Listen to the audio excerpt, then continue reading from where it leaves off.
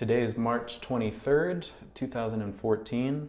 My name is Martin do Nascimento, and I'm here with Tony Becerra, performing an oral interview for the Voces Oral History Project from the University of Texas at Austin. And thank you very much for being here with us. It's really a pleasure to get to speak with you about your experiences. Glad to be here, and thank you for the opportunity. No, thank you. I guess, there's so much stuff that I think that we can talk about, and I think you've got so much experience from all sorts of times in your life. But maybe we could just start off kind of with the beginning and with your upbringing. Did you grow up here in Rosenberg? Yes, and I went to school at Robert E. Lee, where they had one room for all the Hispanics through the third grade. After the third grade, when they thought you learned enough, they jumped you to the fourth grade. But as long as they could keep you there, you would be there, trying to learn enough to get out. We had one harassment there, and only to the... I'm sorry, excuse me. I think we need to definitely ask the people outside. I'm sorry, Dad. Sure. Yeah. I'll be right back. There we go. Okay, Yeah. I'm sorry. You were saying about Robert E. Lee. Yeah. Is it going on? Yep. I was saying that they harassed the Hispanics because they used to check them for lice. And they checked everyone except the Anglos, just the Hispanics. And they find some bugs, they'll medicate you, put a bag on your head, and send you home until you got rid of them. Right, but they wouldn't check the Anglos. No, just the Hispanic. Did you guys ever talk about that? You know, the students or your parents? Well, the parents knew, but the majority of the Hispanics didn't know English, so they had their hands tied. They couldn't communicate or not. And discrimination was real bad, so one way or another they sidetrack you. Sure. So it was one school in Rosenberg for all the Anglos, the Hispanics, and the blacks. Is that right? There was just one school in Rosenberg. Mm-hmm. Okay. One for elementary and high school. Right. Okay. Boy. So you guys were born here, you were born here yourself. Yes. Were your parents born here as well in No. Rosenberg? My parents came from Mexico. Mm-hmm. And they came over in 1916. Mm-hmm. And my dad was a farmer, farming, until he gave a little money and started a mom and pop grocery store. Mm-hmm. That's where he got started. Mm-hmm. Did your parents ever tell you about coming here from Mexico? Oh yes, they walked all the way from Guanajuato, Mexico, to the valley. It was 2 or 3 families came together. Sure. And they got a job on the farm or whatever they found. So I imagine that you guys spoke Spanish in your house. Mostly because when they settled whatever town, or it was just a bunch of Hispanics, and they didn't have no other language, just Spanish. And in most areas around here, there's a railroad, there's poor people on one side, and the ones that have a little money on the other side. So it was hard for them to learn. And Growing up, were you aware that there were the poor people on one side and the other people on the other yes. side? Yes, because I remember my dad telling us that was during the Depression, and my dad used to tell us to be careful not to come across the tracks at night after 10 o'clock, because the Ku Klux Klan would beat you up. So we made sure we stayed in our place. Did you know people who were beaten up by the Ku Klux Klan or had? No, I did. But my dad did, but my dad passed away. Sure. Can I ask, how many people were there in your family or in your home when you were growing up? Where I was growing up, it was 4 boys and 4 girls. Sounds like a full house. Right. Were you the oldest of your siblings?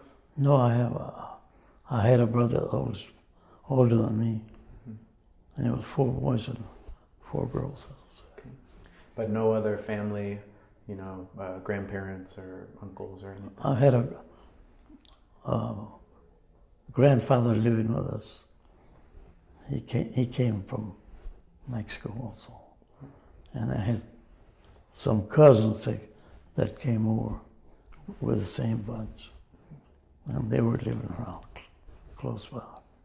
And most of the time, your father was working, you said, on the farm, and then he opened the grocery store. Well, he started by buying a little Model 8 truck and going out to the farms and selling vegetables and fruit, stuff like that. That was his start before he opened a little store. Did you ever go with him on any of those trips? Oh, yes. Would you help him out? Well, mostly I was too small, but I'd be with him. Do you remember does any farm come to mind, one place that you guys went or anything of the sort? We just go across the river to different homes. People already knew him. They'll be waiting for him to buy some stuff from him. And across the river, it was mostly Anglos, is that right? No, there's a lot of people that were farming out. The Anglos owned the property, but there was a lot of people farming that land on halves or quarters, like that. I see. So it was mostly to other Hispanics that your Yes. father would sell it. The Hispanics did the work. I see. Okay, that's incredible. What kind of things would you guys do for fun when you were growing up? Probably we didn't have no money, so wooden guns or any stick or something that didn't cost nothing. But that was our way of playing cowboys. Who all would get together? Huh? Who would you? My brothers and my cousins would have a ball. Mostly just around the house? Yeah. Or sometimes we'd go to the river to go swimming or fishing. And how about your sisters? They stayed around the house, played with dolls. Did you guys ever see any of the Anglo kids growing up around here? They were, Or play with them? after we were in school, yeah. Not before. Because they seemed to stay on their side, and we would be on our side. But at school, we'd play with them. And at that time, there was a lot of, I'd say a lot, but bullies that push you around, because you are Hispanic. The other kids. Yes. The big ones, the kind of heavy duty, those are the big bullies that kick you or push you around. Was there anybody sticking up for the Hispanics? No, we didn't have nobody. Not the teachers, not the parents, not the other students? The teacher didn't pay attention. And you said that your parents hardly spoke English. They didn't speak enough to make them understand. And my parents always said, don't do nothing wrong because they're going to spank you. So we just kind of kept it to ourselves, not to be telling them what was going on. Would you ever try and resolve it? A big Hispanic kid against the Anglo bully? Well, as we got into high school, say the 6th and 7th grade, I had a couple of friends that kind of wanted to hit it good with my sisters, and they would, if they'd see some bully jump at me or my brothers, they'd tell them, "You leave those kids alone or you go. I want to take care of you." And sometimes they had to kind of put it to them. And then all this would happen in the school? Yes. Why? The teachers, were they Anglos or were they Hispanic? Or Anglo. No Hispanic, no blacks. Mm-hmm. Do you remember the names of any of them or anything about any one teacher in particular? Oh. Your favorite teacher or your least favorite? I remember Mrs. Smith. She was a history teacher, and she was a nice teacher. And I had a lady who was Yelderin. She was a tough one. Mm-hmm. She couldn't get along with nobody. What made Miss Smith so nice? I guess she felt sorry for the Hispanics. So the discrimination was something that the Anglos could recognize. Well, it was rough, very bad. What other kind of things were happening at the time? Well, for the adults, you couldn't find a restroom because they wouldn't let you use it. You couldn't go to a restaurant and eat. And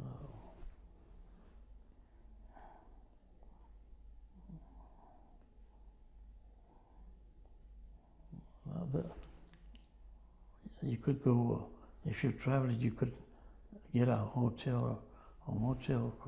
They wouldn't rent your room. So you had to keep on traveling. Sure. And all of this, you said, was during the Depression. Yes, back in the 30s. Could you describe to me, were you aware when you were a child that it was a Depression, that things were especially bad, or did it just kind of seem normal? Well, during the Depression, the government would send flour, beans, potatoes down to give to the people. And also Hispanics getting food and Anglos going and getting food too. So that's, figured like they were in need too. Yeah. Kind of like everybody was in the same boat. Yes.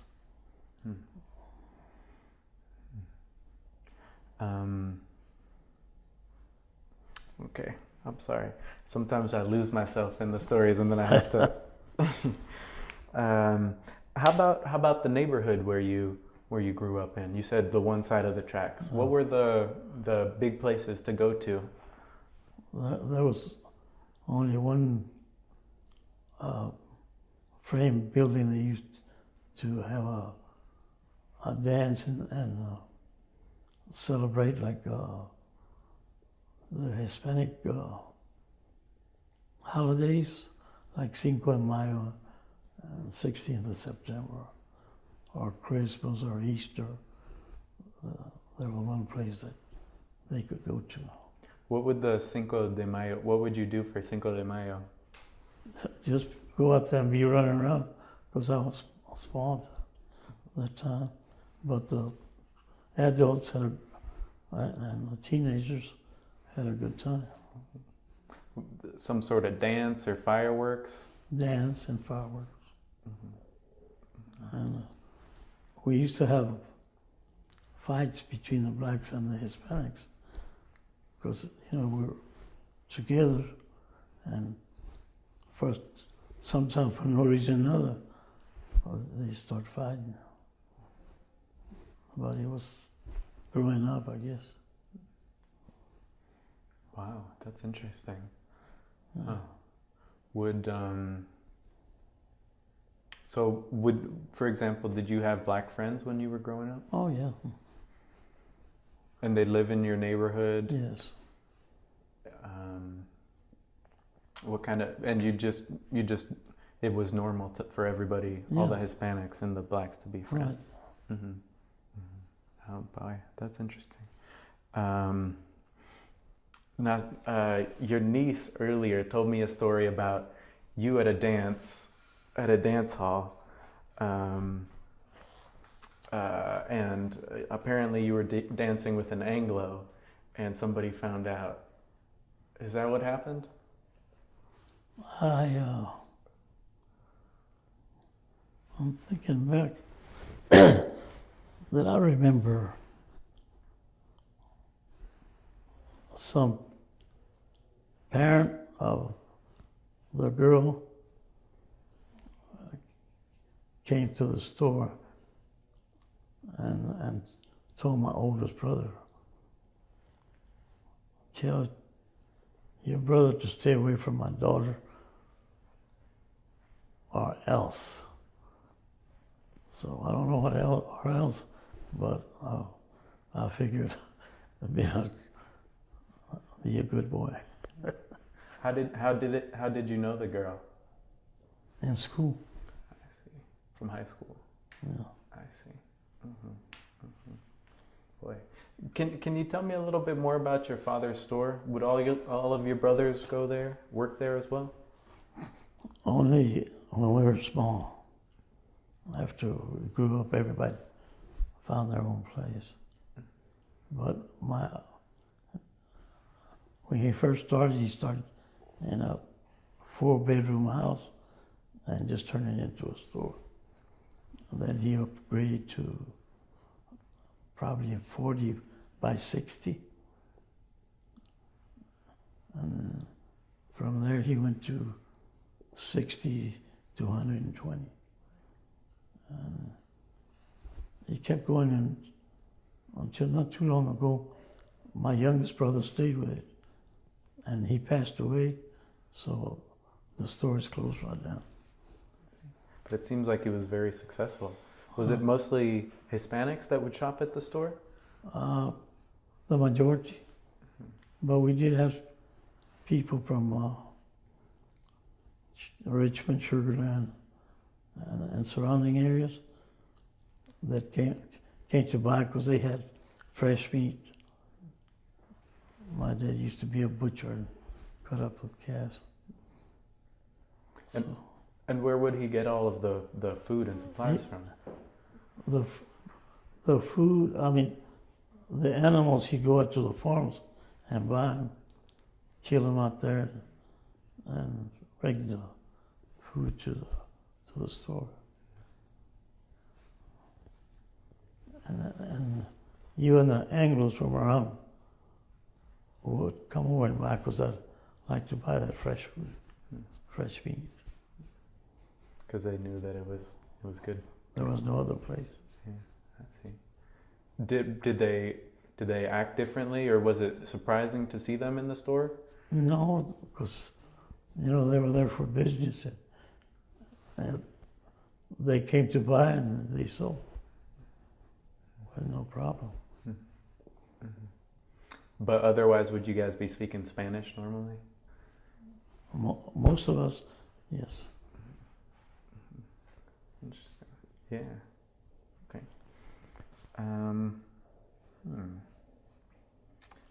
Any other places that you guys would go to? I heard that there was a river around, that there's the river and some people would go swimming there. Would you guys do that? Yeah. Right here in the Brazos, there was a place where most of the Hispanics would go up there, like on Sunday or holidays. Because there used to be a swimming pool, but we weren't allowed in the swimming pool. So we had to find our own place. There used to be a blacksmith shop where the Rosenberg post office is. And they have a cooling tank. Me and my brothers and a couple other friends, when they closed the shop, we'd go swimming in that cooling place. But that or the river. Would the tanks be warm since they'd be cooling all there? Well, it depends what time you went, because by the time we went, it was already cool.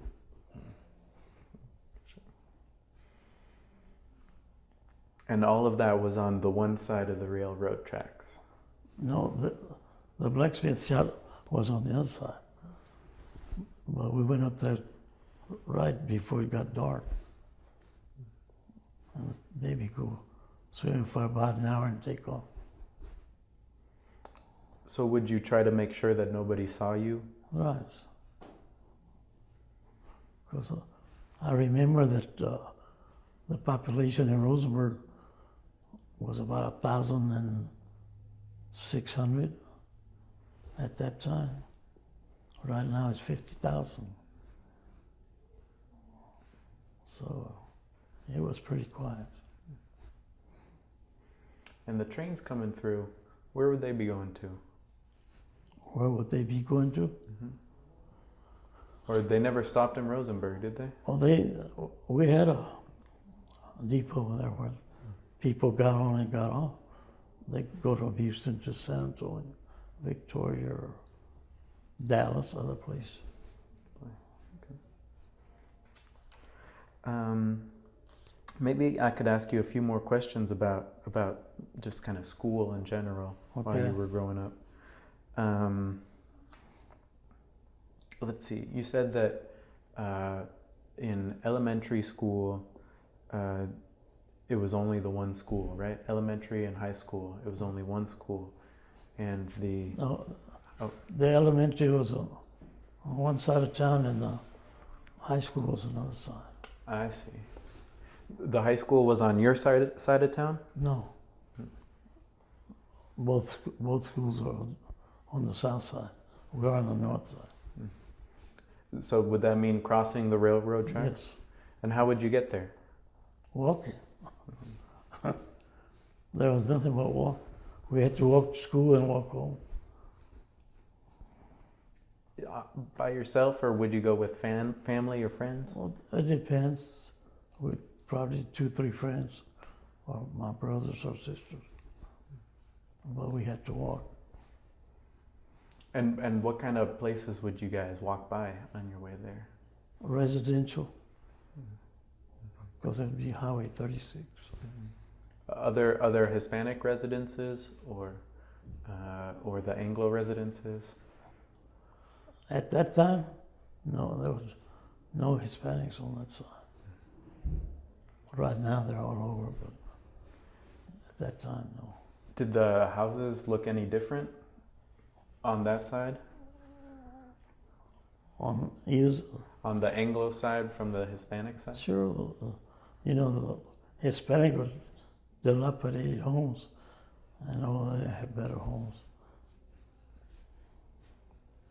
Are there any details, like maybe were they bigger houses or bigger lots, or did they just kind of look newer? Or They looked newer and had more space because the lots on the north side were 30-foot lots. You couldn't put too big of a house. And on the other side would be 50-foot lots, which you could get a bigger home. I see. Okay, great. Did you ever have to miss school for any reason? Only if I was sick. My dad wouldn't let us skip school. He said, I want y'all to learn. It seems like it's paid off. Absolutely. Yeah. How about, did you guys ever get in trouble at school? Maybe a couple or 3 times, yeah. For fighting. Fighting with who? Huh? Fighting with who? With the Anglo kids. I remember that one little kid had some boxing gloves, and he was always fighting somebody. And he asked me, come on, I'll take you on. I was probably in the 2nd grade, and he was in the 5th grade. So, but he was bullying me, so I said, yeah, I'll take you on. That was the first meeting I got. But, you know, I got tired of him bullying him.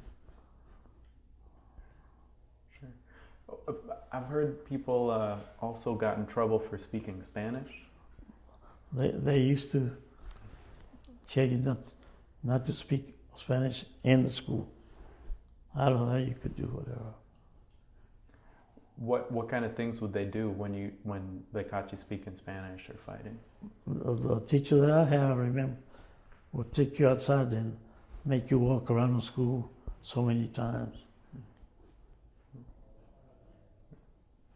And I bet it was probably hot out. Huh? It was probably hot out and all of that. Yeah. Mm-hmm. Did you have a favorite class or a favorite subject? My favorite subject was math. Why do you think? I just liked math, and that was it. That was my friend. The one I hated was history. But why is that? I don't know. I used to think, well, I'll never go nowhere, you know. Why do I know something about history? But nowadays, you hear that today and the next country tomorrow. So I can see now what I didn't like, what's going on. Sure. Did you have any idea of what you wanted to be when you grew up? Was that why you liked math, or? I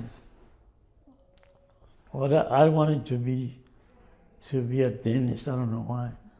I guess because my dad was always going to the dentist. And I said, but when I came back from service, and I went to University of Houston, and you had to have chemistry, and for some reason, I'd be making C's and D's, and that's not going to cut it. So I decided to go out and go to work. Did your parents expect for you to become a dentist or a grocer, or what did your parents?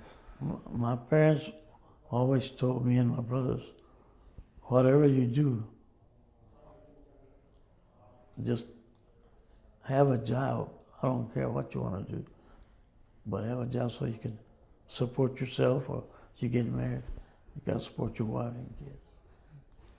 But they did say, you got to work. But they didn't, for example, try and promote you going to the university or anything like that? They didn't have that much education to tell us keep on going on. They just wanted us to learn.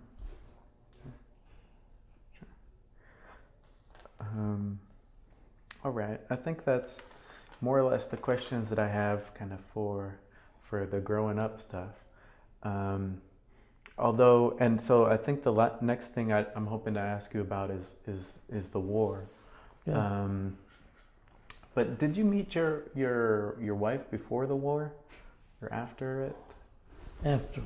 Okay. So maybe we'll talk about that when that comes. Can you tell me what I imagine happened is you were in high school, you finished high school, and then you were enlisted? I got drafted. Mm-hmm. How did you receive the news? Was it a mail or? Through the mail. Greetings. Do you remember what it said on it? I think you've been selected to serve or report to. I think it said report to Houston somewhere at the recruiting station. Sure.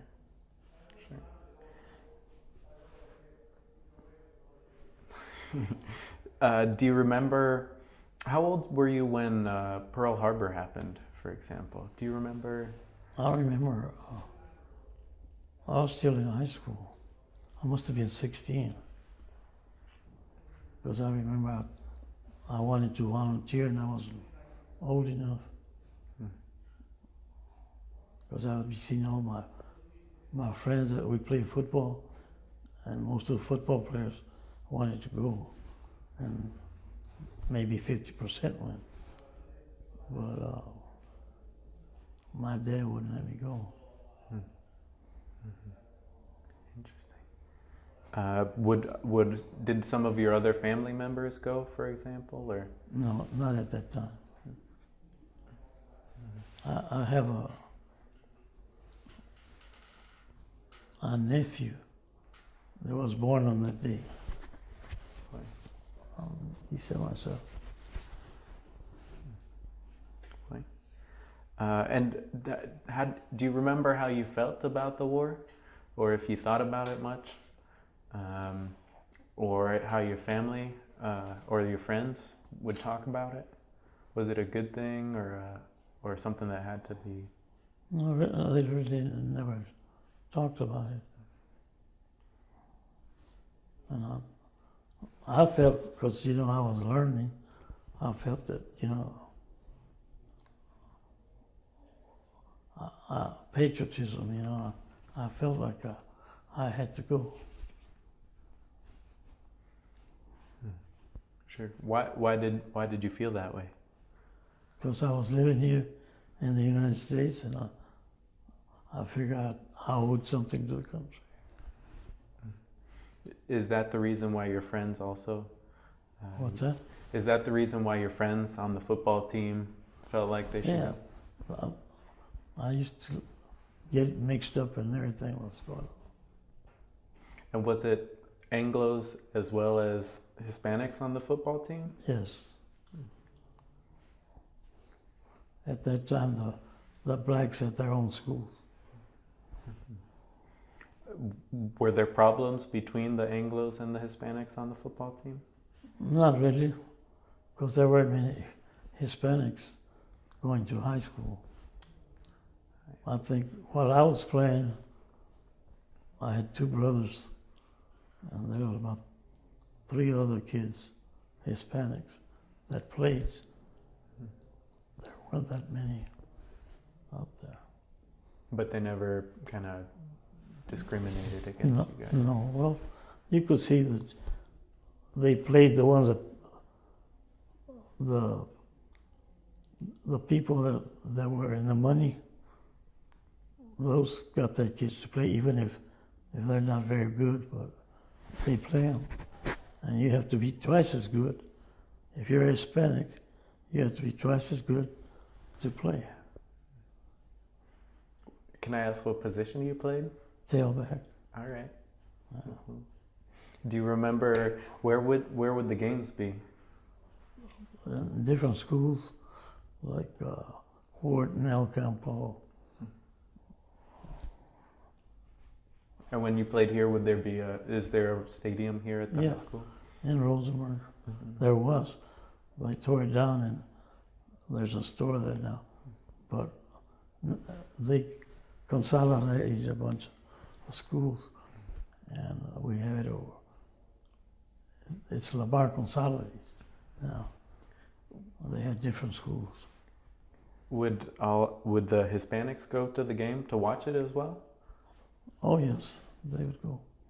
And everybody'd just be sitting together, it wasn't a problem. You know how they are. The Hispanics would find their side, Anglos on the other side. But they would go to football games. And there weren't ever any problems. No, because there weren't that many people. I see. Okay. Sorry, I got distracted with this talk about football. I was trying to ask you about the war, and then I got distracted. 5 feet tall, and I was playing football. All right.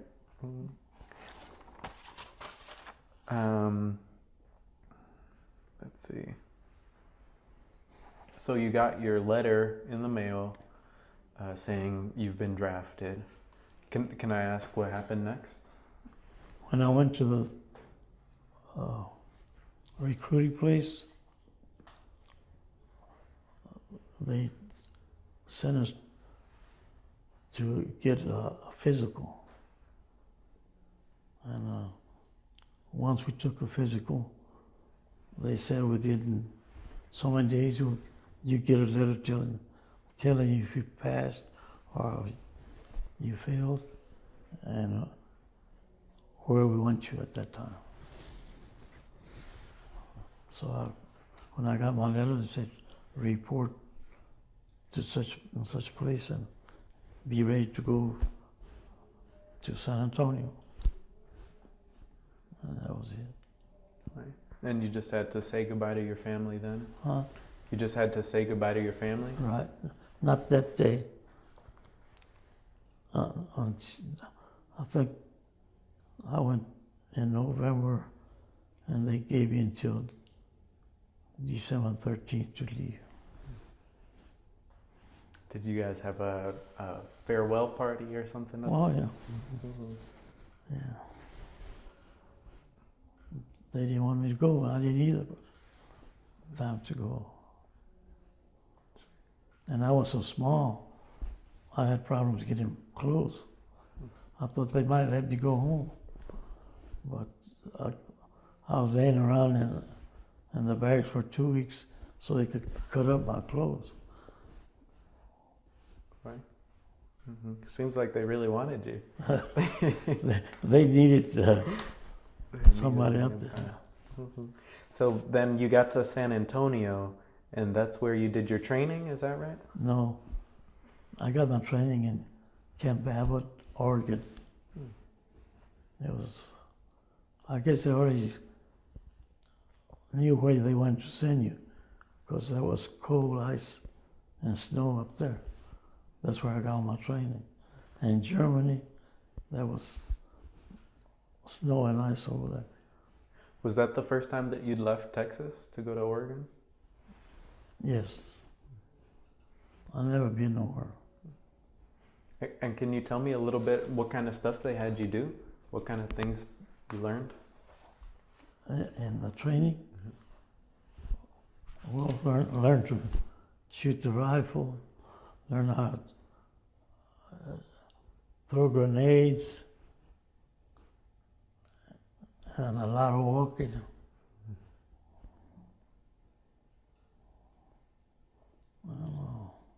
Karate,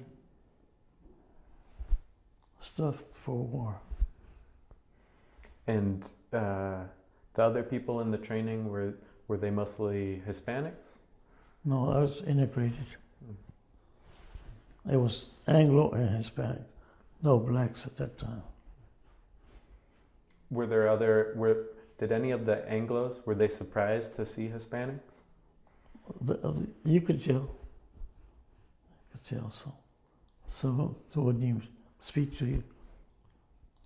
But they're different, some friendly, so didn't have no use for you. So Were did the Hispanics were there some Anglos that were more keen to or didn't care if you were Hispanic and other ones, you know? no, not really. But there weren't any problems really? No, because you gotta obey the rules over there. You'd be in trouble. And the commanders, they were or the higher ups, were they both Hispanics and Anglos? No, there was no Hispanics. Nothing but Anglos. In the lower ranks, like corporal sergeants, you'd find Hispanics. Was that something that you noticed at the time? That there weren't any Hispanics in the higher ranks? Oh, I noticed that right away.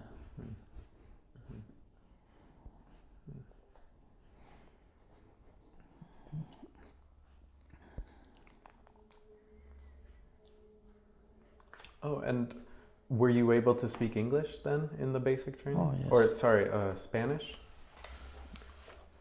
Did you speak Spanish with the other Hispanics? Yeah. Mm-hmm. Some of them, they preferred English.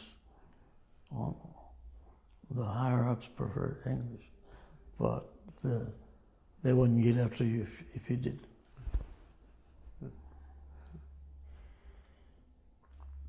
Do you have any other memories that come to mind when you think about your training, basic training?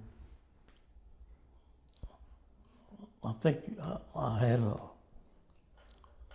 I'd say a scare, because we're training and there was snow on the ground and they had a tank coming at you and you had to move out of it because the tank can only see about 3 feet high, straight.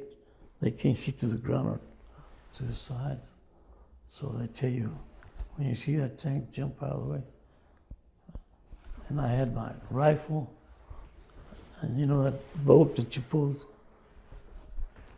I put it across on my back, and I saw the tank coming. I jumped to the side and hit the ground, and I was real close to the tank, and I was trying to get away, and that bolt thing got hung in the dirt, and I couldn't move. So, man, I was lucky because the tank just scraped me going by. That was my first scare. Boy, yeah. You know, you assume that training's supposed to be safe, but... It's safe as far as they can train you, but there's always a possibility of something happening. But it sounds like in the Army, there wasn't so much discrimination as you had, at least in training, as there was in Rosenberg. Oh no. Oh, here was tough. Did it feel different to you? Well, yeah, you could breathe out there. Oh, here's hard. Because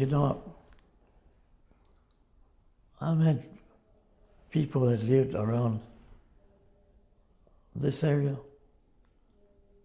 and they were buddies out there. When we got back over here, I ran into them once in a while. They don't know you. Unbelievable. Wow. It happened.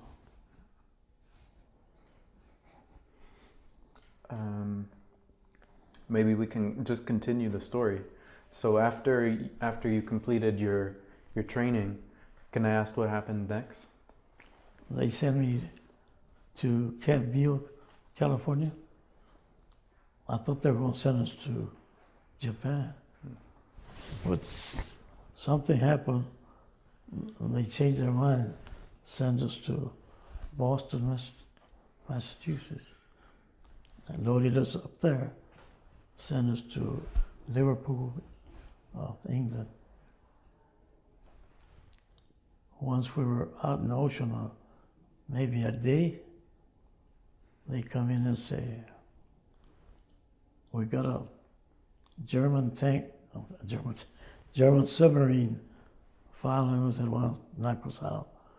So be careful. We're going to have to be zigzagging. And it took us 7 days to get to England because we had that submarine following. We had destroyers out looking out for us, but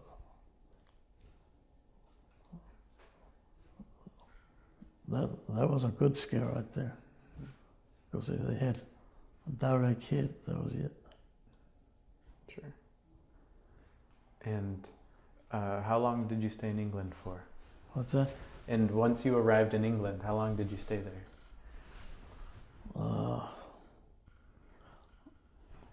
I stayed there maybe 3 months in England. I was with some distributing company. They would distribute the food to the other camps. Because we went over as replacements to replace other people that were not, whoever, like people got killed, got hurt or whatever. I was in combat engineers, 103rd combat engineer from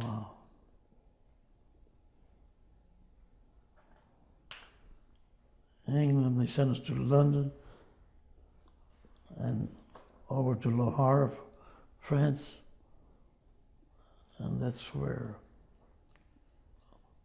I was attached to the 28th Infantry Division, and from there until I got captured, I was with them. Just stepping back for a second, had the English ever seen a Hispanic before? Well, I'm not sure, but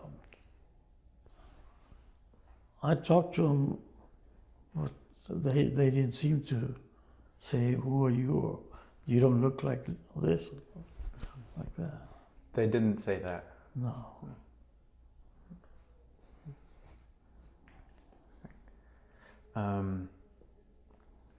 Okay, so then you crossed over to Le Havre. Yes. And can you tell me just a little more? What did things look like? What kind of things would you do every day once you got there? After we got there, I went to get integrated with the infantry, and our job at night, we'd go in and put landmines for the tanks, because at night that's when most of the time the tanks are fighting. Sometimes during the daytime, but they'd be out there fighting at night. Or we might go put out a few booby traps for soldiers, and just be on the alert if they need us somewhere. They send us over. Were there many other Hispanics serving with you? Do you know that when I was with them, I don't remember seeing over two with it, because the 28th was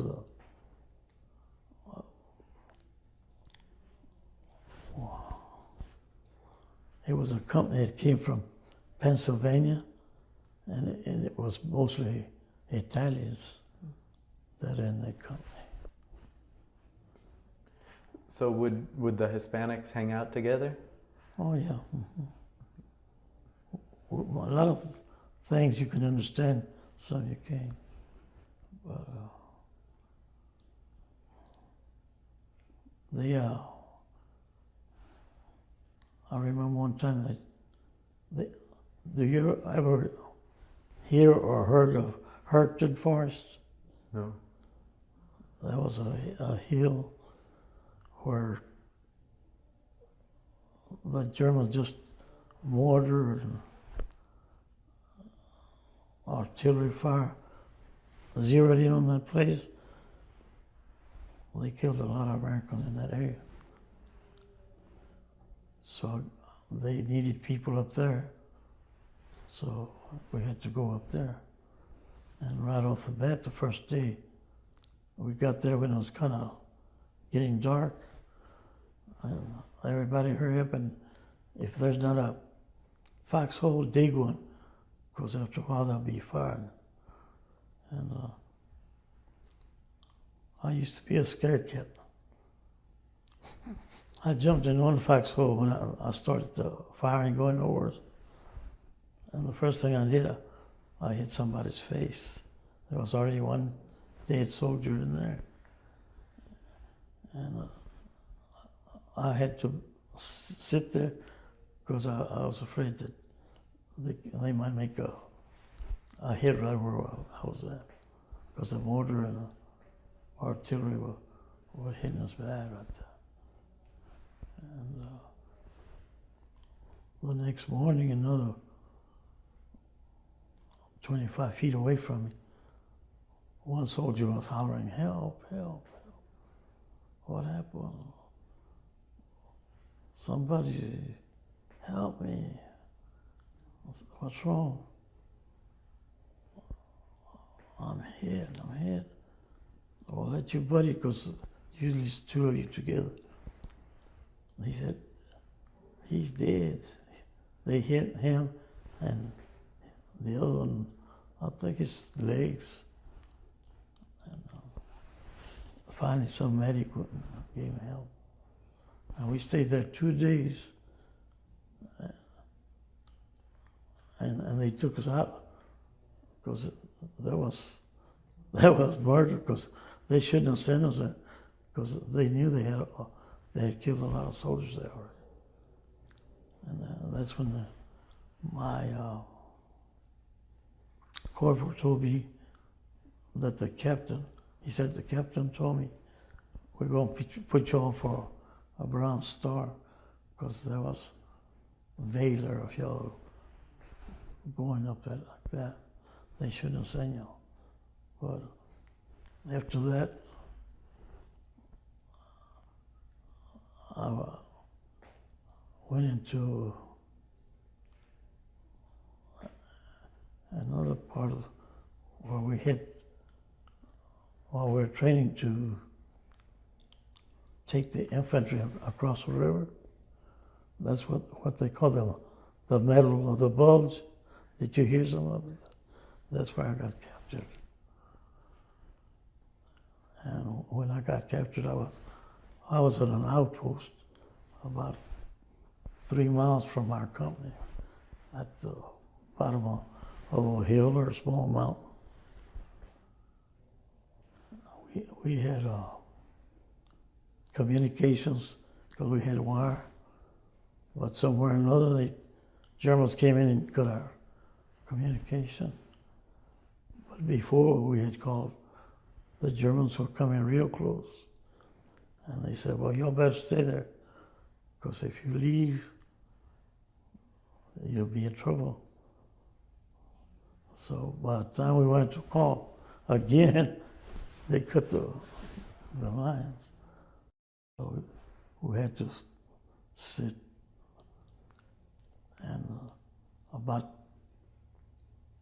15 minutes later, we see a big old tank come up to the top of the hill. And you've seen the movies where the soldiers are running and hitting and shooting. And I was in an outpost in a foxhole with another friend, and another foxhole about 50 feet. So when we saw what was coming, I told my friend, there was a bunch of a forest about 2 blocks away. I said, what you think? We want to stick here or take off? He said, let's go. Let's take a chance. And the other fox was about 50 feet away. So he crawled out, and I jumped out behind him. He was running, and when we were about in front of the other foxhole, I saw where he got hit. So I said, I'm not going to take a chance. I'm going to jump in this foxhole. So I went and jumped in the foxhole with the other 2 guys that were there. I jumped in between 2 of them, and it was so tight. My hands are down, and I told him, I used to see the movies of cowboys. I said, we tie a handkerchief on the rifle and say we give up. And then one of my buddy was right beside me. He said, no, I'll get up and give up. And he stood up. As soon as he got so much out of the foxhole, bam, he got hit. And he just went like that and passed out. But you know, he came back to. Anyway, I said, man, and the corporal was there, but he wasn't doing anything. I said, well, I'm going to take a chance. I'm going to raise my left hand and signal that we give up. But they kept shooting for maybe 5 minutes. And finally one German came up and said, get out. You know, I don't know, but I figured that's what he was saying, because he did that with the rifle. So we got out of the foxhole, and he said, let's walk up the hill. They did cultivation on the side of that hill. We were right in the middle of the field. We got caught in between mortar fire and artillery from the United States and the Germans. So he motioned for us to go down. So we lay down about 20 minutes. After it settled down,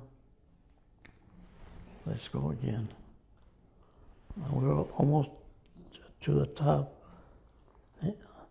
And I saw another medic coming from the backside, hollering at this guy, because he told us he motioned, like, stand next to this tree. And we didn't know what was going on. They argued until the one that was taking us told the medic to take him. So we looked out. He took us to their staging ground in the back. Man, they had a lot of Americans already back there. That day they captured a whole division, the name of the division was 106th Division, the whole thing. They had just come in, and they got them all. But anyway, when we got to the staging ground, we had one guy that could speak Polish. And this guy, the medic that took us up there, did you tell your friends what was going to happen over there? He said, no, what happened? And then he told us that guy went to shoot us right there where he had us on that tree, because they were taking too many prisoners at that time, not anymore. That man, if I'd have known, I would have died right there. But that's what happened. Sure. And my buddy that got hit, I never did see him again. And I figured he must have passed, because his family called me one time and wrote me a letter if I knew anything about their brother. And well, I don't know what happened to him. Can I ask you, just kind of what happened next? Was there a camp that they took you to? Yes, they took us walking about 3 days, and they gave us water, and they took us to some little frame house out in the country. But for some reason or another, the night before, the Englishmen made a mistake. They said they didn't know there were American soldiers around there, and they had bombed that place. They killed about 10 Americans, but we didn't get there until the morning. But this happened at night, so we looked out on that side. Then from there they took us to a place where they put us on a train and sent us to a camp. That was Stalag for me. Anyway, while we were on the train, they have artillery that shoots out to the planes. Well, the planes were straight in the train. They didn't know that the soldiers were in there, the Americans, but we were lucky on that time too. And they got us to there. It was Stalag 4B. That's where they clean you up and send you away. You go this way, you go that. They called them commandos. There were 16 people together, and they sent us to a paper mill. We worked in that paper mill. I'm just making sure it's still recording. Sorry about that. Yep. Looks great. Mm-hmm. They sent us to this paper mill to work, and there was a house and a little creek where the wood would go in, so they could make wood pulp to make the newspaper. So we worked there about a week, and they ran out of coal. So then they sent us out to dig in a mountain for people to get in case they were bombing. We dug about a week. Then they sent us to dig for a pipeline. That mark your place, say, by 6 o'clock this evening, be through, or you'll be working as long as it takes. So some would be able to finish, others, some of us had to help them because they couldn't get through. A lot of people were not used to digging. I was one of them. And by that time, they got some more coal. They took us to unload the coal for the paper mill. And the paper mill got started again. But it didn't last long.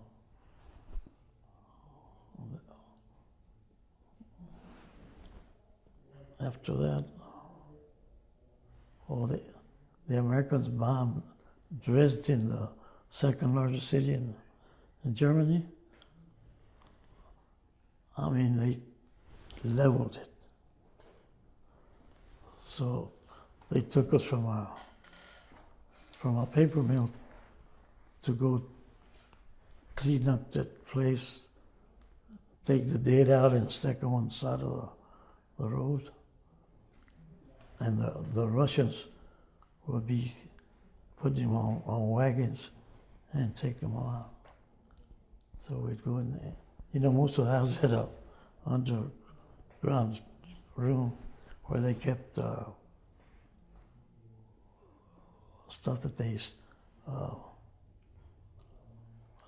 like food they kept there to eat. And we were so hungry because we only got one bowl of soup and a slice of bread a day. So we'd go looking for a dead, but look if we'd find something to eat. We eat and then go to our task of taking the dead out and put them outside. Can I ask, in all of that time spent with the Germans, were you ever singled out for being a Hispanic? No. They never saw you as any different from any of the other Americans? No. Or treated you any differently? Or No. Did that, was that a surprise to you? Or did you kind of, had you come to expect it by then? Since you were used to being treated similar to all of the Anglos in the army? No. I didn't see no different.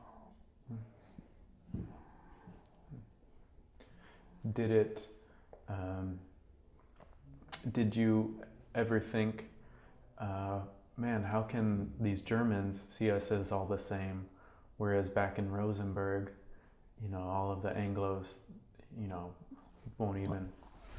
Most of the time, I had my mind over there. I didn't think about nothing in the past.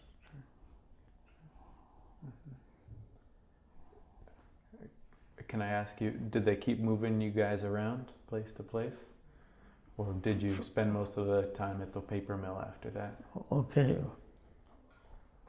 When they sent us to clean up Dresden,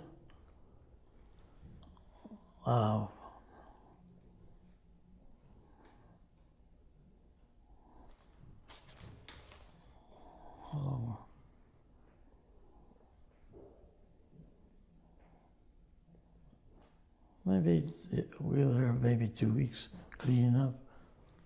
And after that, the Battle of the Bulge was just about the end of the war. And the Germans had the pressure from the Russians, from the Americans. So after we got through working in Dresden, they just had a bunch of American soldiers just walking up and down the highway. We'd go walk this way one day, this way the other day. They were just trying to keep from the Americans getting us or the Russians. And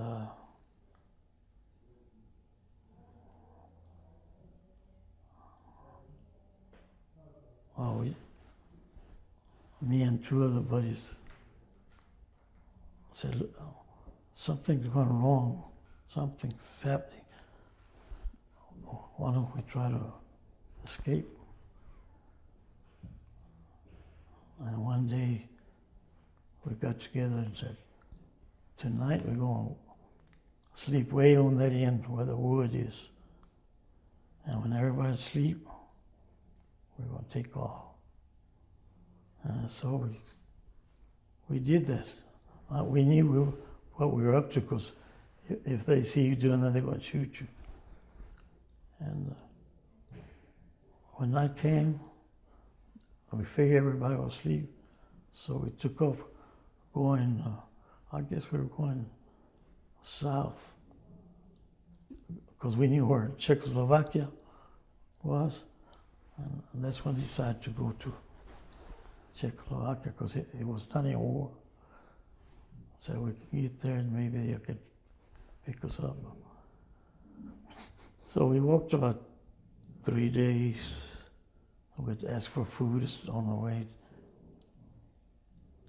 but we would ask for the Czechoslovakia after we got there. About the third day, after they fed us, these people, and then they said, "Hey, what's going on?" "No, well, we escaped from the Germans." "Well, you shouldn't, because the war is over." After 3 days or 4 days the war was over. So then we got on the highway, and then we saw all the Russians going back home. I said, so we just got on the road and kept on walking towards further down to Czechoslovakia.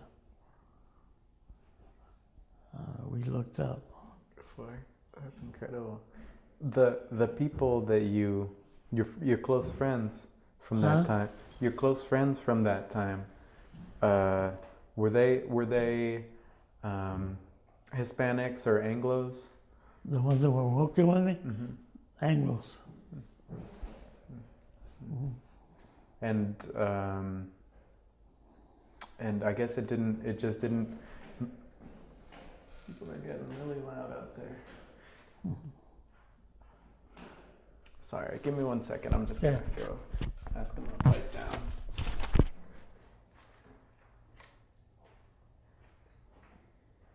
Hey you guys, sounds like you're trying to pack up and stuff. It's just getting a lot of stuff coming through. Just as a heads up. How are we doing on time?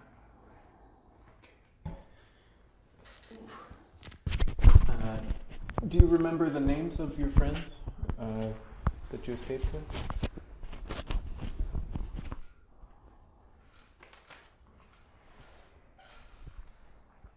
I hope I could, as you get older, you start slipping. And it's been 70 years. I feel like I'm already slipping.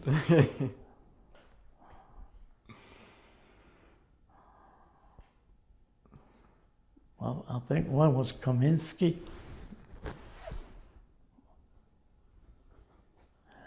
This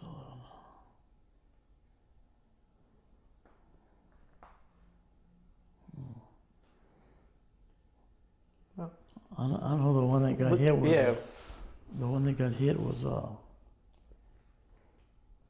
Edward Corpel. He was a good buddy. But there was another older. Most of the people around me were 10 years older. Sure. Can I ask if you stayed in touch with any of them after the war? No, after the war, I never saw nobody. Or Sure. the only ones that, like I said, called me one time and sent me a letter to my good friend Edward Coppell, inquiring about him. But after the Germans took him to the hospital or wherever, I never did see him again. Sure. Let's see. There's still so many questions that I'm hoping to ask you, especially about your political career once you got back to the United States. Do you want to just continue going, or let me go to the restroom. Take a quick little break? Yeah. That sounds great, and I'll just make sure that we're all right. Looks like we're good to go. The really interesting thing for me is that it seems like the whole time that you were in Oregon and in England and then in France and then in Germany, it seems like you really didn't face the discrimination or people didn't treat you differently from Anglos, for example. Is that right? Yeah. Neither the Germans nor the other Americans? No. So tell me, how did it feel to come home after that? I wanted to come home, to come to my family, but I felt like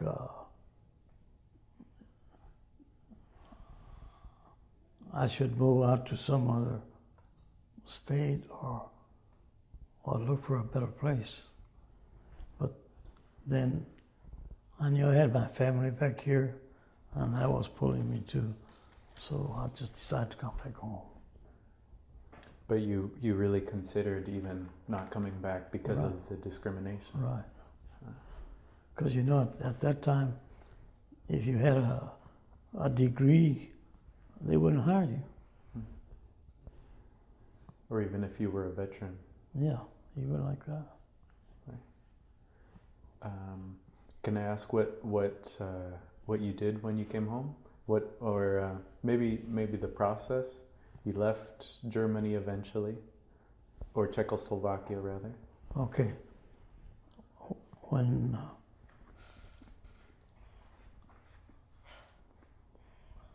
as we were walking, before we found out the war was over, one day we were behind a wagon. It was had beans dropping out of the sack, and we were picking up so we could go in, which we did. We cooked them and we ate them. That was a bad mistake for me because I got diarrhea. So after we found out that the war was over, we started walking on the highways. I think the following day, that diarrhea hit me. And there were some big old tall frame buildings on the side. And I had to go. So I told the other two guys, hey, you'll keep on the lookout for the GI trucks, because we knew they would be coming around looking for the POWs. And I'm going up here because I gotta do what I gotta do. And I was keeping a diary all the time that I had been a prisoner, and I had it under my shirt. So I went and did what I was going to do. I laid my book on the side, and about, I guess, 10 minutes after I had gone into that house, I heard my buddy say, hey, hurry up, because GI trucks are coming. I see one coming over here. So I was in a rush to get out of there, and I forgot my book. No telling what happened to it. But anyway, I didn't think about the book then until I was gone.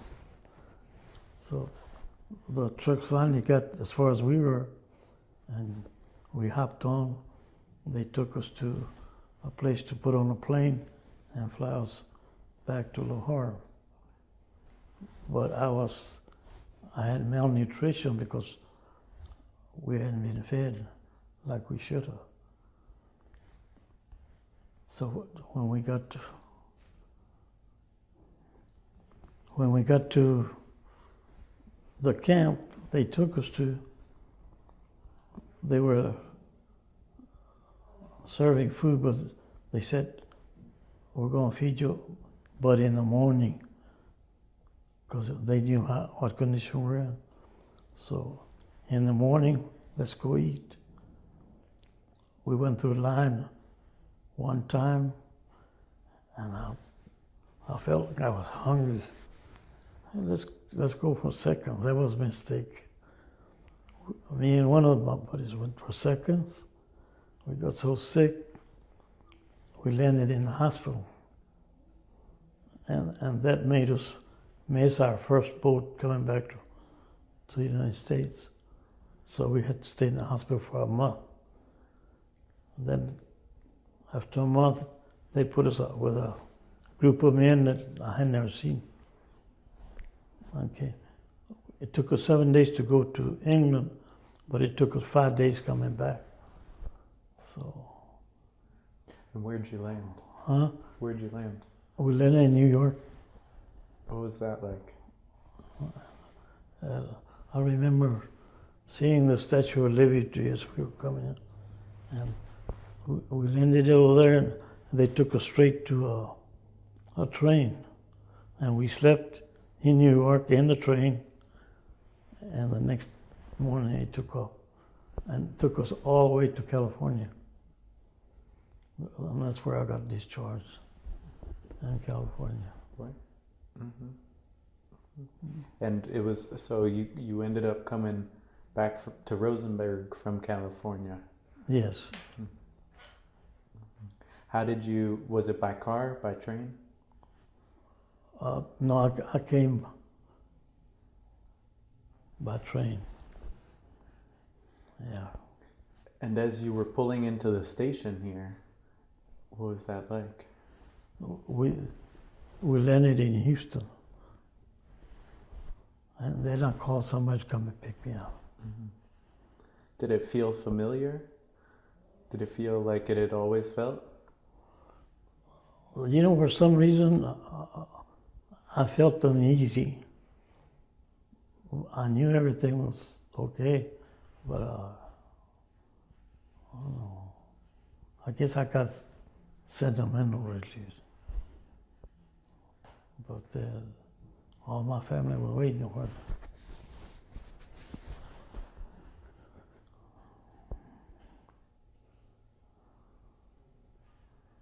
But they let me come home, but they didn't discharge me. So I had to go back and finish, I think, 2 months. I went back to Angel Island, California. That's where I went back to. Then they sent me back to Camp Beale to get discharged. Mm-hmm. Can I ask when you came back? Yes. You started working again at your father's grocery store. Is Yes. that right? Yes. Mm-hmm. And did you stay there very long?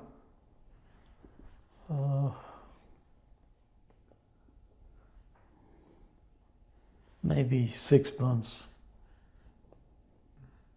In those 6 months, did it feel like Rosenberg had changed very much since you'd left? It seems like the same hole.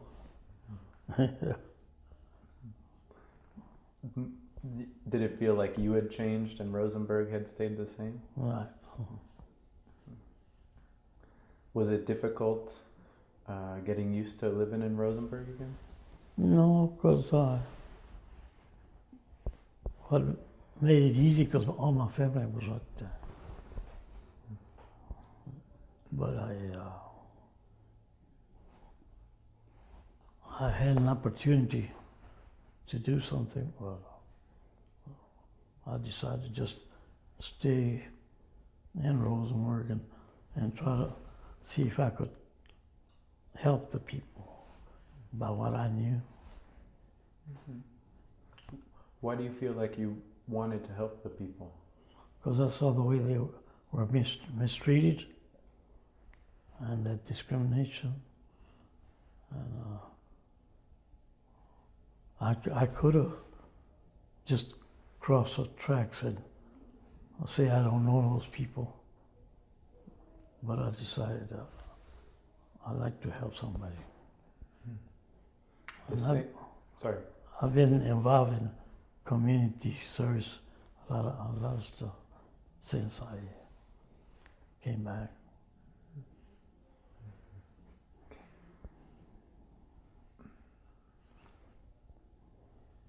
I'm sorry. Let's see.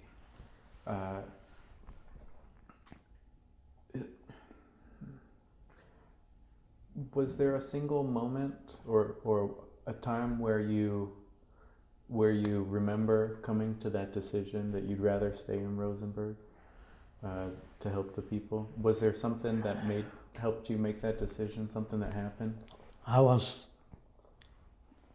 walking. I think I was walking home from downtown, and I looked back and I looked to where all the old houses were and stuff. I thought to myself, I can't leave. I gotta try to help. So since then I've been pulling for the people. Mm-hmm. Do you think that there was something about having been in the war that made you feel that way? Probably so. What would it have been? Mm-hmm. What do you think it would have been from the war that would have made you feel that way? I see a lot of those poor people over there too. And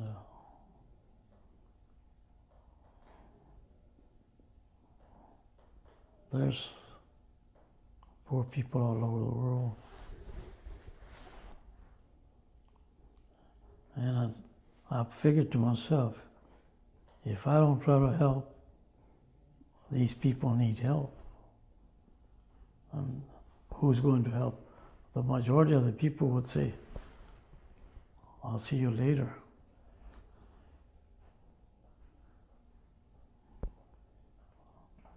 But I think I made the right decision. I had a good life. Just going back, was that something that you think that your parents, did your parents feel that you were making the right decision when you chose to stay in Rosenberg? My parents really didn't get involved or say anything. There was two things they just wanted.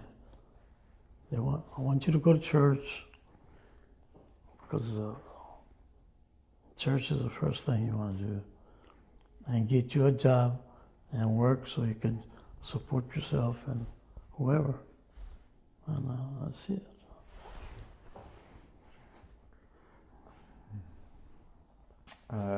So can I ask what kind of things you became involved in? Okay.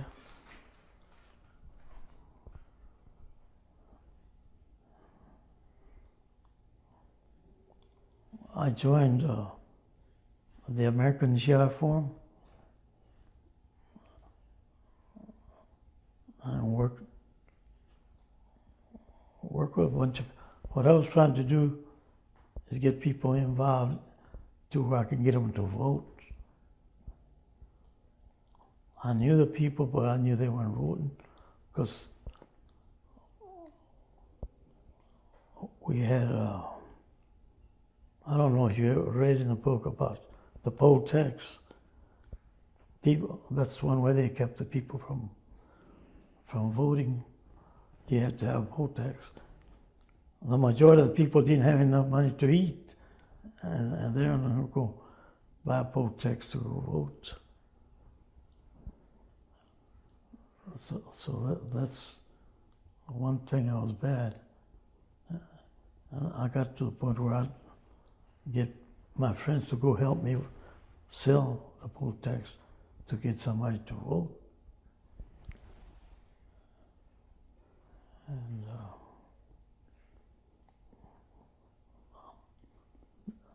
then the reason I ran for city council when I did was to try to encourage the people to vote, to make a better life. The only way to do that is, you have to vote for the right person. And that's what I figure that might happen. But that's the reason I ran 5 times before I won an election. And I ran for a state representative in 1968 to get because it was a county-wide election. I'd wake up some more people out in the county. It's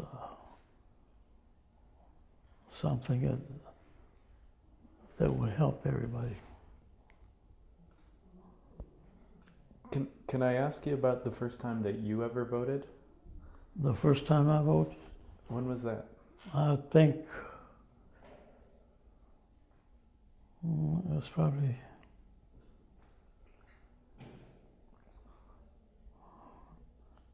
around 1959 was the first time I voted. Because before I wasn't involved in nothing. But after, I had a friend of mine that was a lawyer, and he was disabled. And he needed an interpreter when in some cases he had Hispanics, and he needed somebody to interpret. And he's the one that got me involved in politics. And he used to tell me, you have to get them in there to vote so we can get the right people to run the city or county or whatever. But he was an Anglo. Yes, and he got me motivated.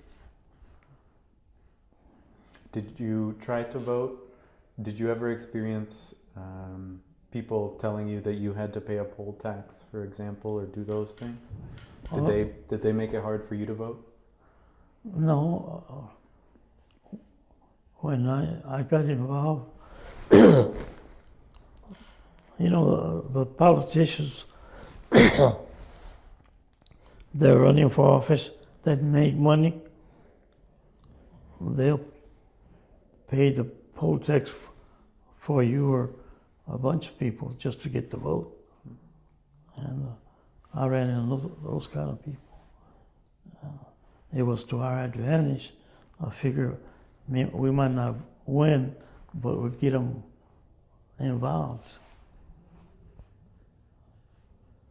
So that's what I do. And then everybody else just they didn't try to register because they knew they wouldn't be able to vote? Right. Did people express, being angry about that? Or was it more just kind of, well, that's the way it's always been? You're in this country, you got to do what they tell you. That's their view of what was happening.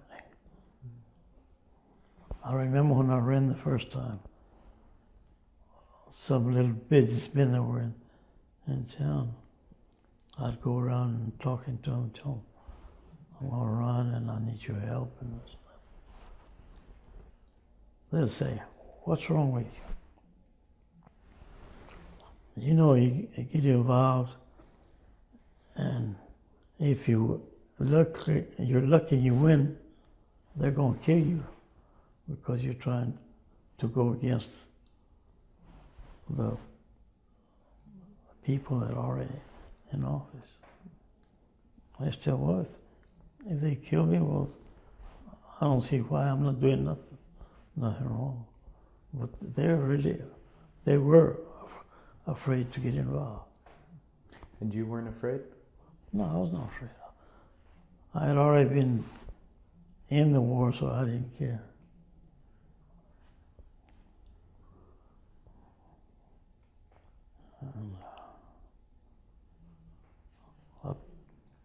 Up to date, there's more people getting involved, but the things hasn't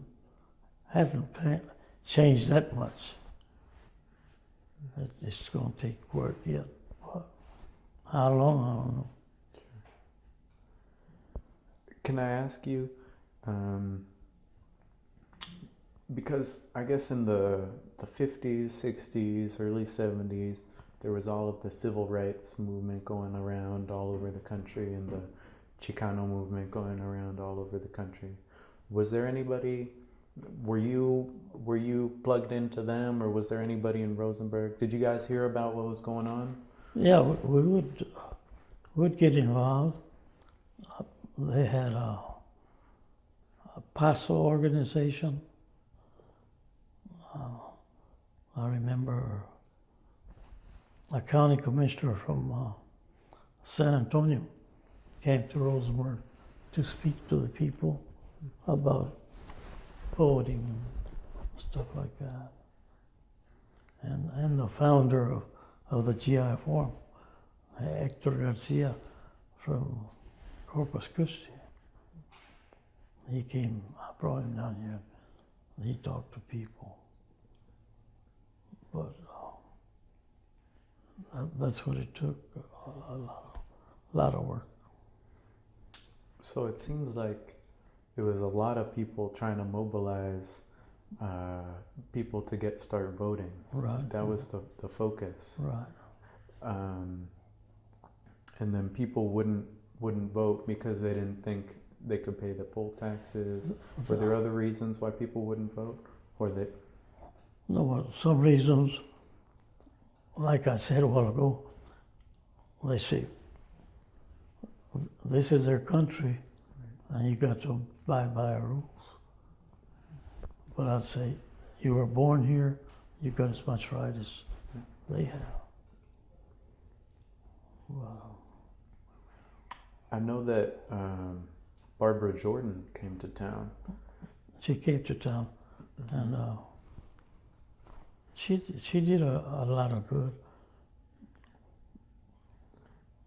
Did she give a speech or hold a rally when she came to She town? came to the auditorium in Rosenberg, and she was talking to the black and Hispanics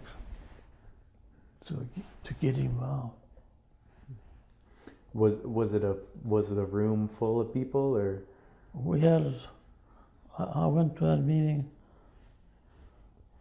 she must have had 100 people at that time. And did people feel really interested? Yeah,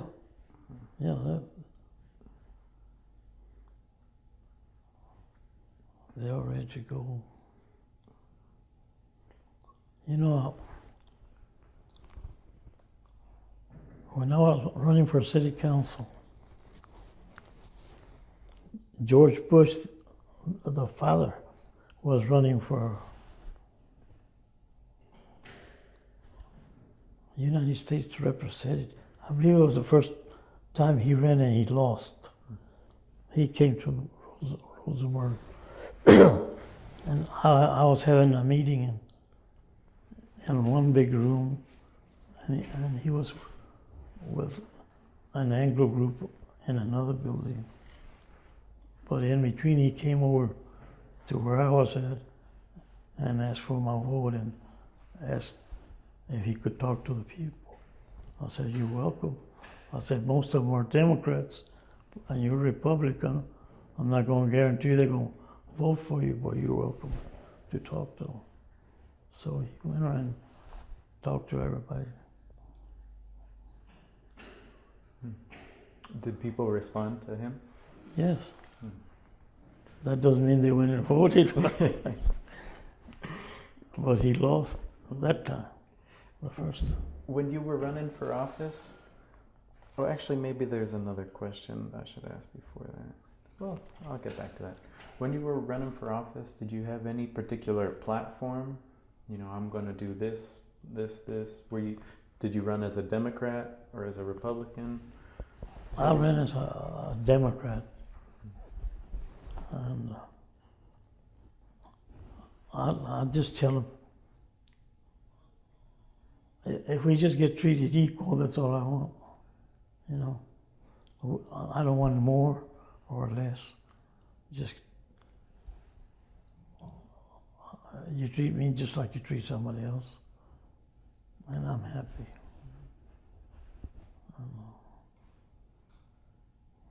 Would the blacks also respond to that? Yeah, the blacks, I think we're about 50-50 in my area. And I remember the very first time I ran, and there's nothing but maybe 1,000 votes, and I got 700 votes. So they came out and voted. And how about the Anglos in town? What did they The feel? Anglos, since they knew me, I got, I'd say maybe 100 votes from the Anglos, because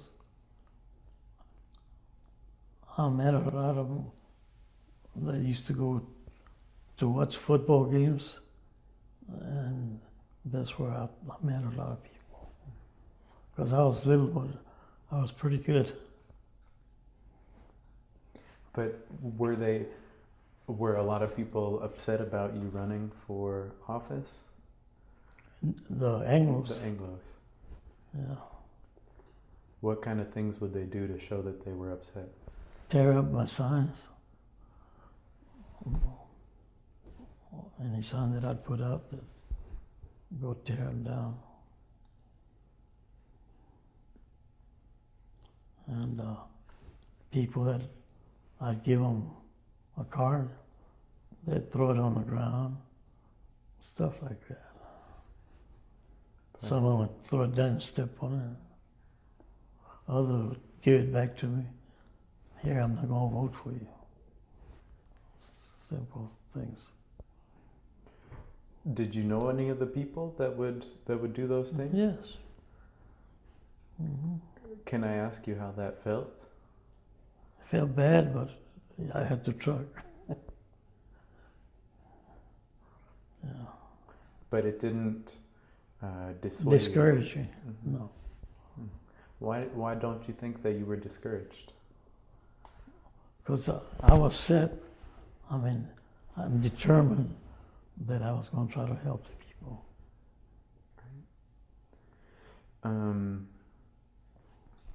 I guess along those lines, how, with the civil rights movement and the Chicano movement and all of that, how would the Anglos in town, how would people in town, the Hispanics, the Blacks, the Anglos, what did they think about that, about those movements? The Anglos were the ones that they just didn't want no change.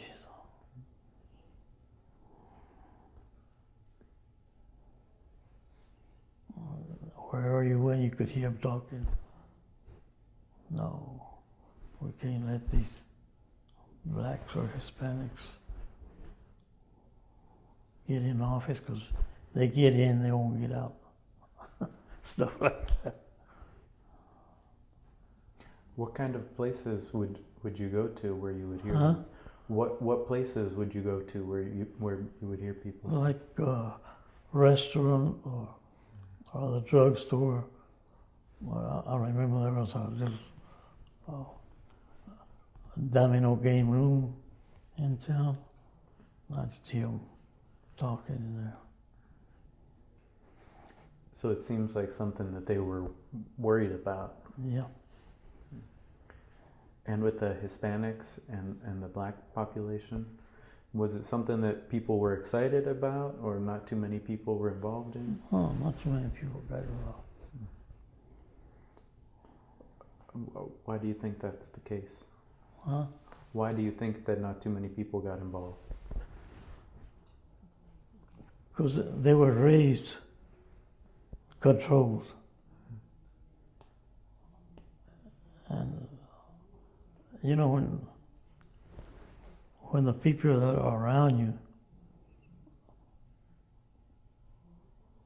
they're raised thinking, with their thinking that the Anglos are running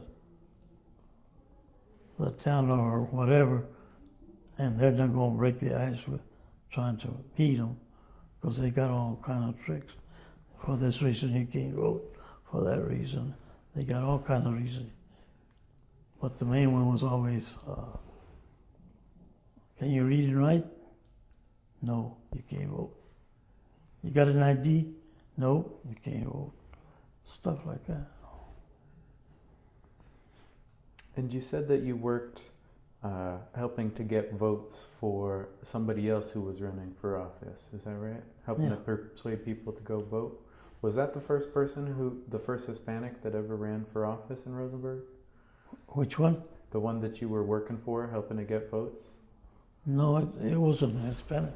Oh, it wasn't. Anglo. Huh. Okay. Were you the first Hispanic? I was. They ran for city council. Mm-hmm. My niece, I guess you met her, Uresti. Mm-hmm.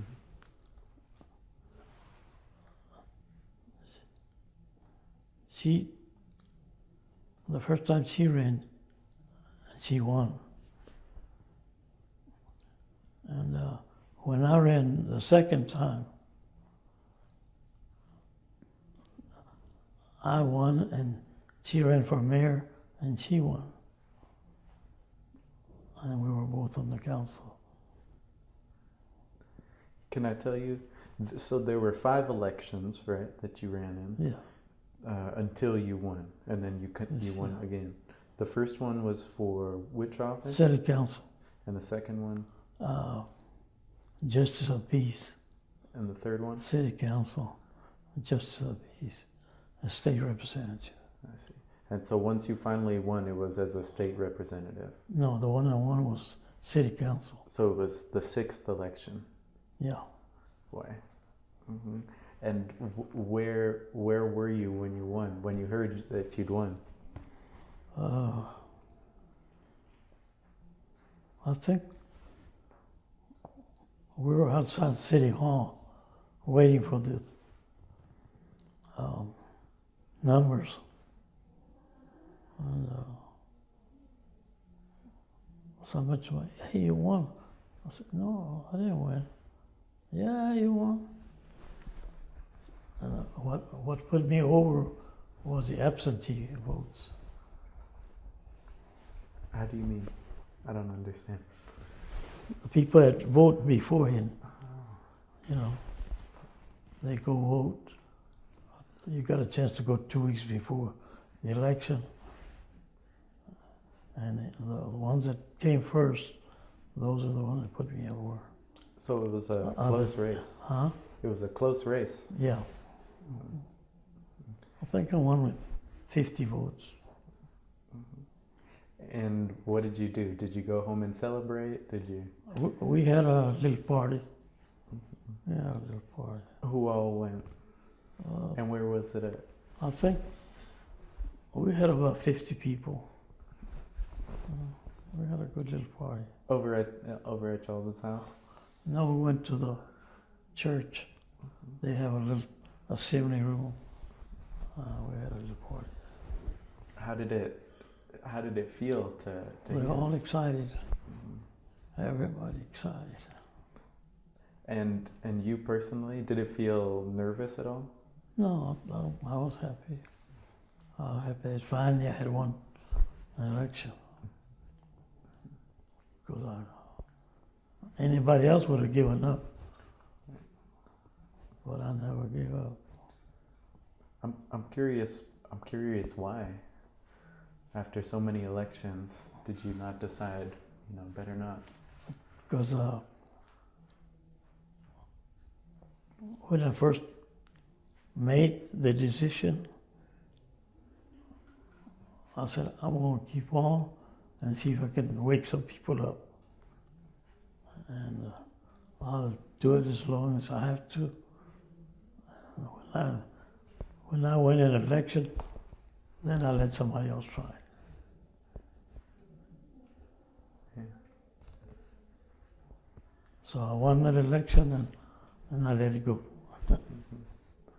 How was it being a state representative? What kind of things would you do? It depends what needs to be done in the city, but simple things like keeping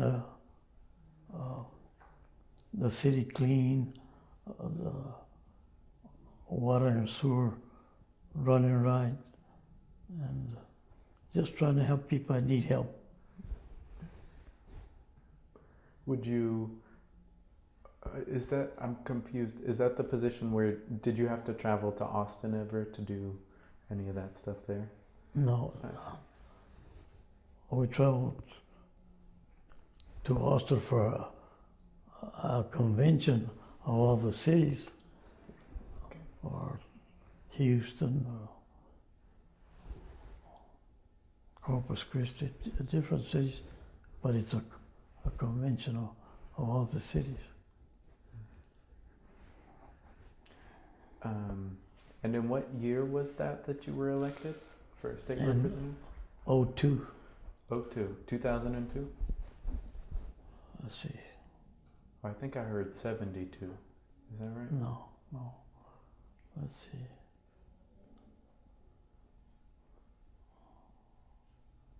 I was at 10 years, and I got out 05. So it must have So been it'd be- 95. Does that sound right? 95? 10 years before '05? Yeah. Okay. Going back to the Barbara Jordan things and the Voting Rights Act. Yeah.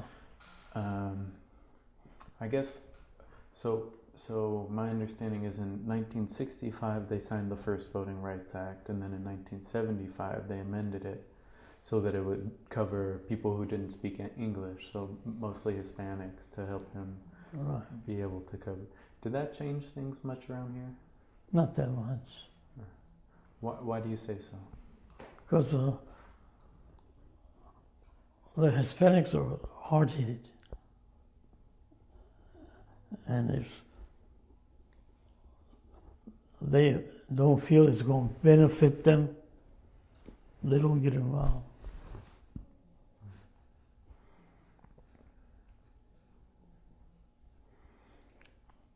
But what the blacks did opened the doors better for Hispanics, because you don't see the Hispanics doing sit-ins and stuff like the blacks used to do. And sometimes you need to do that. Interesting. So even after 1975, lots of people wouldn't go vote just because they didn't feel it would benefit them. They didn't feel it was going to help. But they found out different. Now you have a lot more Hispanics voting.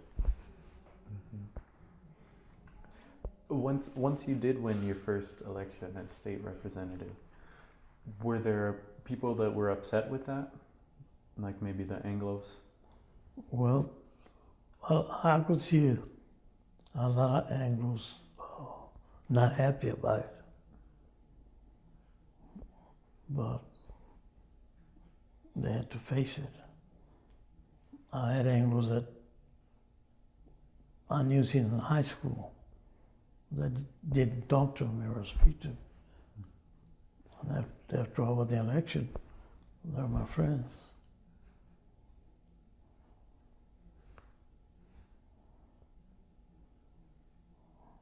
Your niece was telling me earlier that once she won as mayor, what they did was they took away the mayor's office in city council. Yeah. Did they do something like that for Yeah. you? No, they didn't do that to me. Just the mayor. To her. But they didn't do any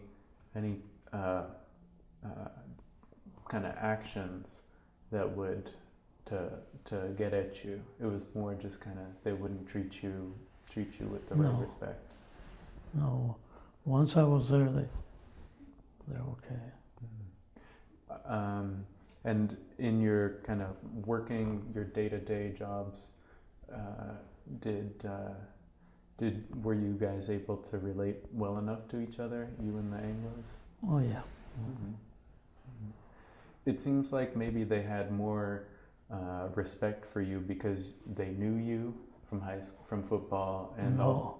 I think I had more respect for the office that I had, for being in the office. So, do you think that if you hadn't been elected, that because you were elected, you were given more respect than you would have been given otherwise? Right. Did that feel right to you, that you should only have that respect because? No, it should be all the time.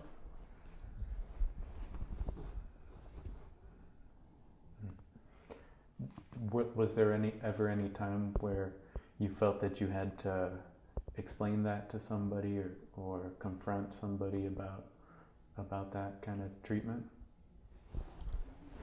Explain that again. Was there ever a time, because you said that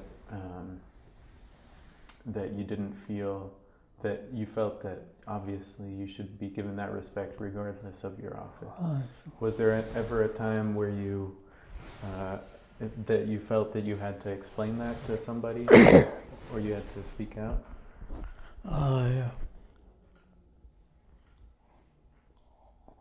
In a way, No, but no, when I had the chance and we're in a group, I tell them the way I felt.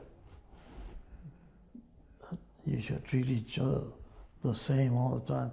Don't be two-faced. How was your office like at the once you were elected state representative? Or where would you work out of? No. When I was city council, State representative, I was asking about. So the first election. because I didn't win for state representative, Oh, I see. Okay. City council. city council. Okay. So at city council, we only have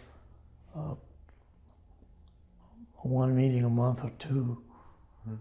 Well, there's something important called a meeting, but you work out of your house.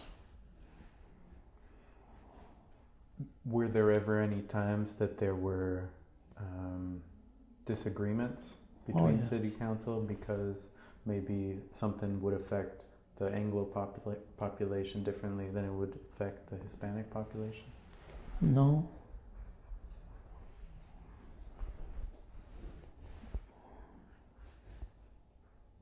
I think we worked everything pretty good.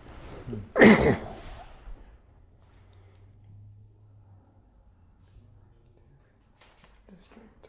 All right. Let's see. I'm starting to run out of questions. Okay. You just tell me if there's something that I'm forgetting, though. I just got a few more.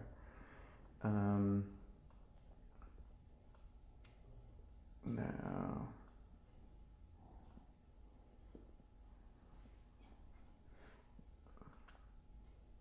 we were talking about the Voting Rights Act, and in 1975 they did the amendment, but things didn't really change that much because a lot of the Hispanics wouldn't go vote.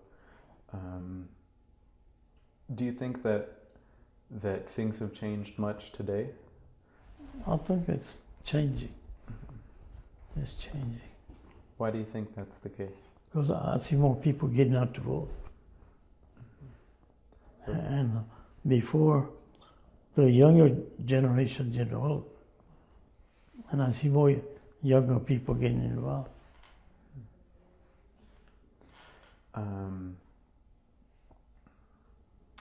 do you think that there are still some things that haven't changed? What's that? Do you think that there are still some things that haven't changed? I'm sure there are. Because discrimination is still here.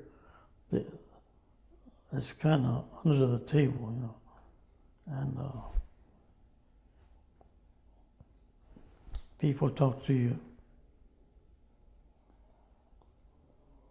and tell you things that they're not going to do. Or I can say, oh, I'm with you, we're going to do this and do that. And behind your back, they're going to do whatever. Because discrimination is still here. If we ever get rid of it, it'd be another thing. Sure.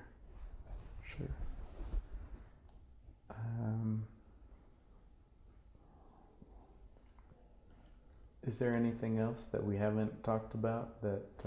I'm going to tell you one thing Please. that was beautiful to me when Kennedy came to Houston, and I had a friend that was in LULAC and invited me to that meeting, and I got to shake his hand and his wife's hand in 1963. Boy, that's incredible. But where was that in Houston? Huh? Where was that in Houston? At the Rice Hotel. He came to Houston to be with a businessman somewhere, but the LULAC had a meeting that day and invited him to come by after he got through with his business. And he came over. That was good. Were you involved with the LULAC very often? No, I was with the GI The Forum, GI Forum. Mm-hmm. and I was chairman 3 years, and I was district chairman of Galveston, Houston, and different cities. So, And most of that was helping people go vote, promoting people to go vote. no, not really that, but we did it. Mhm. But that's to stop discrimination. Huh. That's what we were doing. Huh. Like to allow you to go to a drugstore and buy you a drink or something. In those days, you'd go up there, they'd sell you a drink, go outside and drink it. You want ice cream, go outside and eat it. Or go to a restaurant, go to a hotel. That's what we wanted, equality. Why was it the GI Forum that was doing that? Huh? Why was that the GI Forum that was doing that? Why? Mm-hmm. Because the founder, Hector Garcia, they had a veteran that came to a little town, what is it, Three Rivers, Texas, and they wouldn't let him bury him in the Anglo cemetery. And that's how that organization got started. Sure. So all we were trying to do is get equality. What the LULAC, same thing. And do you feel like the struggle still continues for equality? It's going to have to, but it's going to take time. Mm-hmm. I don't know how to put it, but when the diehards get lost, things start changing more. So do you feel hopeful for your children's generation and your grandchildren? Yes, I have. Do your children vote and your grandchildren? Yes, they all vote. The ones that are of age, yeah, Do you talk to them about voting? I do. What do you say to them? We have to go out and vote for this reason, whatever is happening. Sure. Well, is there anything else you'd like to add? I think that we've done a great job. Mm.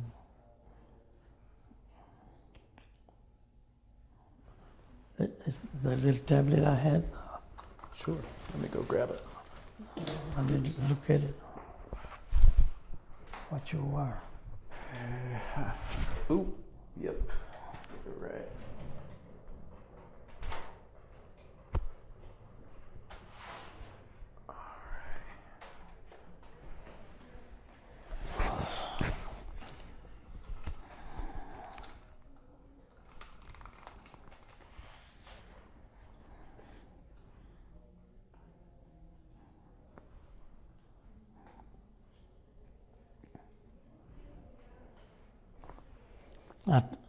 I did tell you that I sponsored and managed a baseball team No. for about 15 years. Oh, no. I didn't know Mhm. about that. And we'd go play to different cities around, well, I was going to say Fort Bend County, but we'd go out to Galveston, Texas City, back the other way, Navasota, Bryan, all over the place. Who was on the team? Huh? Who would play on the team? My friends that I had, veterans that were like me. I brought a picture, you probably see it, of the first team that we had. We started with softball. And I've got a picture of the team we had then we transferred to baseball. But we had that team, the softball team, we got in a, we had only been playing 6 months. We got in a tournament in Houston, and the grand prize was the toughest team. And I went up there and I pitched three games, and we came up runner-ups in that tournament. I got a trophy and a jacket for pitching 3 games. And Were they all Hispanic veterans like yourself on it? they were mixed. Mixed. And in 19, So you started that team. You founded that team. yes, in 1958, I sponsored a team for my Catholic church, and for 3 years, because they didn't have nothing over, and we had all the families. See, my thing was to get people together, and little by little jump over to voting. So that's how I used to get them.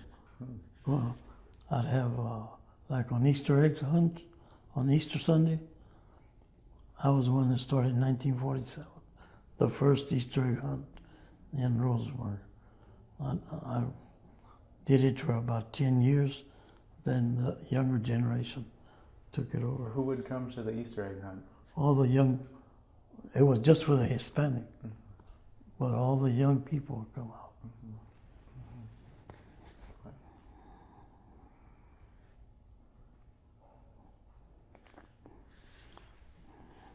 And I told you that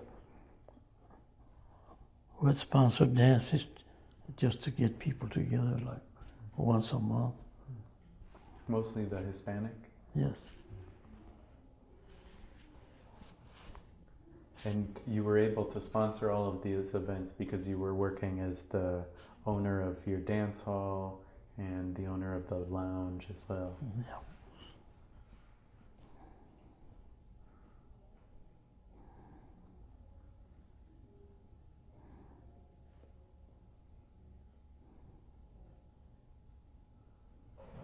Yes, that was about it.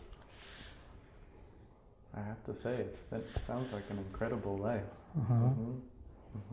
I've been involved in as much as I can. I mean, I'm at the end of the rope, but you know, I did what I could.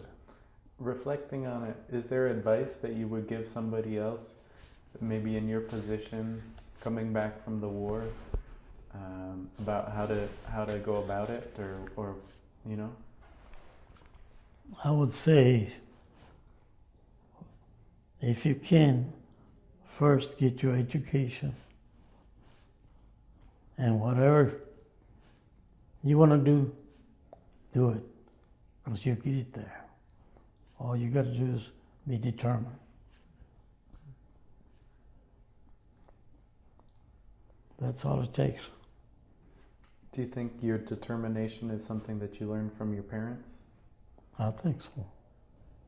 From your father? My father. When do you think you learned it from him? Huh? When do you think you learned it from him? Well, when I was young, because he was always telling us,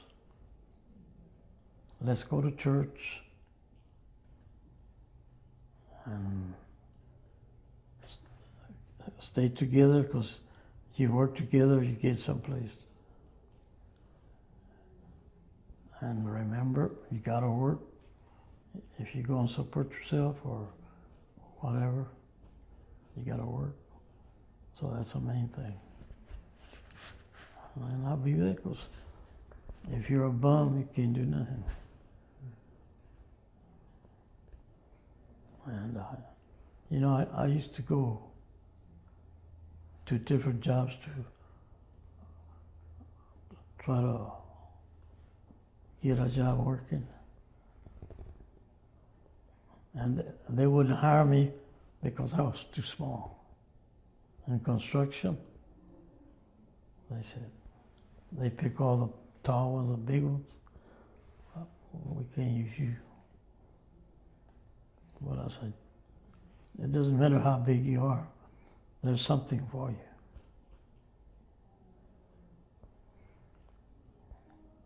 And whether you're a major or whatever, there's something for you. So just be determined to stick with it. Anything else?